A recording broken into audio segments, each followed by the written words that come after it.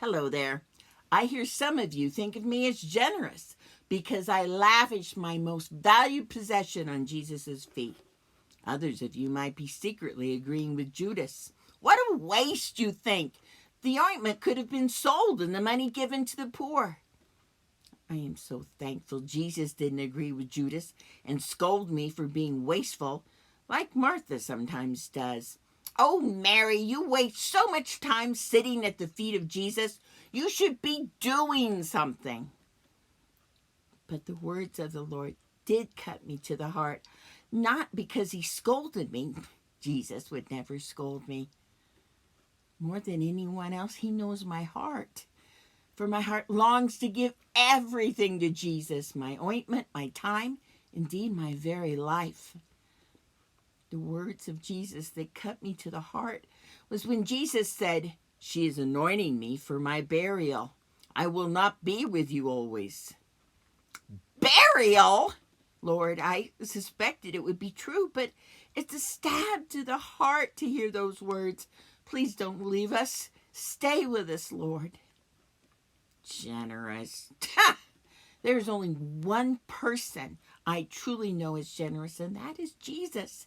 He gave up his heavenly place, and as much as I hate to admit it, he will be giving up his life for us.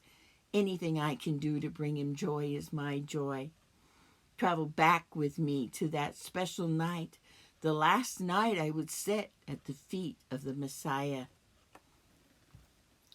I want to give you everything, Jesus, but what could I give you? I wish I could sit at your feet forever. Those poor, poor, poor feet, dirty, cracked, calloused. Your feet are as calloused as your heart is tender. Your feet! That's it! I run to get my inheritance, the precious ointment that my mother left me. I hear it's worth a year's wages, but that's meaningless to me, for I yearn for an eternity of sitting at your feet, loving you not as a husband, but as my Lord. I know that some would call my gift generous, perhaps even extravagant. I laugh at the idea of being thought generous. I owe you everything, not the least that you raised our brother Lazarus from the dead. From the dead. You gave Lazarus the gift of more years on earth and gave us the incredible gift of having our brother restored to us.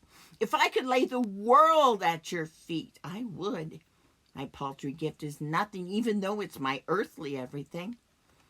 I humbly lay it at your feet. How can I respond with anything but generosity in response to your loving gifts to us? I give you my hands. I give you my heart. I give you my life. Use me, Lord. May the sweet smell of my offering follow you wherever you go, whatever frightening road lies ahead.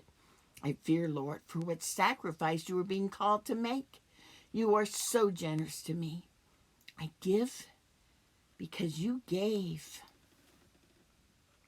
I give because he gives. What about you? Is he your most precious possession? Join me. May we give him our hands. May we give him our hearts. May we give him our lives because he loves us.